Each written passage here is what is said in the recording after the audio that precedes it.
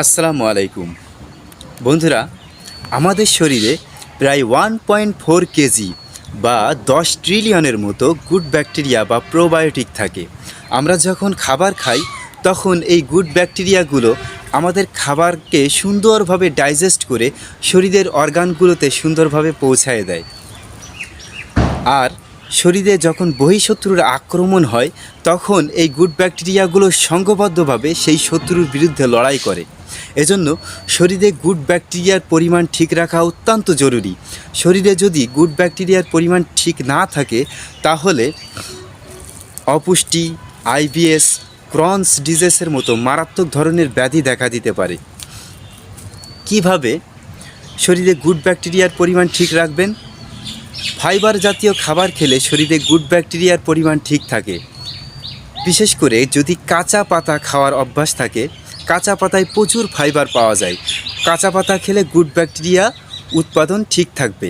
এছাড়া টক দই, আপনার চিয়া সিড, এরপরে ইসবগুল, তারপরে আধা কাঁচা আধা পাকা কলা, আর নারকেলের যে দুধ তৈরি হয় না, নারকেলের দুধের ভিতরে যদি কয়েক টুকরা ঝাল কেটে দেন তাহলে ওটাও দইয়ে পরিণত হবে।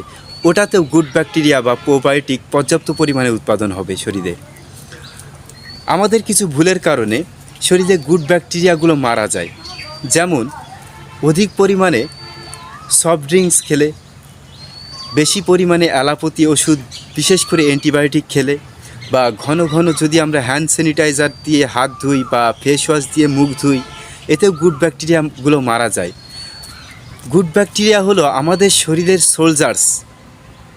এরা আমাদের শরীরকে ঠিক রাখার জন্য লড়াই করে। আমরা যদি আমাদের সামান্য পেটে ব্যথা হইলে আমাদের অ্যাপেন্ডিক্সকে অপারেশন করে ফেলি তাহলেও গুড ব্যাকটেরিয়ার উৎপাদন কমে যাবে, কারণ অ্যাপেন্ডিক্স হলো গুড ব্যাকটেরিয়া উৎপাদনের ফ্যাক্টরি। এজন্য সামান্য পেটে ব্যথা হইলেই অ্যাপেন্ডিক্স অপারেশন করা যাবে না। অ্যাপেন্ডিক্স হলে চেষ্টা করবেন ব্যায়াম করা বা ন্যাচারাল ওষুধের মাধ্যমে অ্যাপেন্ডিক্সকে ঠিক করার। যদিও শরীরের পাকস্থলীর ভিতরে পর্যাপ্ত পরিমাণে গুড ব্যাকটেরিয়া তৈরি হয়, তবুও অ্যাপেন্ডিক্সের ভিতরে প্রচুর পরিমাণে গুড ব্যাকটেরিয়া তৈরি হয়। এজন্য অ্যাপেন্ডিক্স সহজে অপারেশন করবেন না। আমরা যদি শরীরে গুড ব্যাকটেরিয়ার উৎপাদন ঠিক রাখতে পারি, গুড ব্যাকটেরিয়ার পরিমাণকে ঠিক রাখতে পারি, তাহলে অপুষ্টি দেখা দিবে না, পেট ভালো থাকবে, খাবার সুন্দরভাবে ডাইজেস্ট হবে এবং আমরা সুস্থভাবে জীবনযাপন করতে পারবো। ধন্যবাদ সকলকে।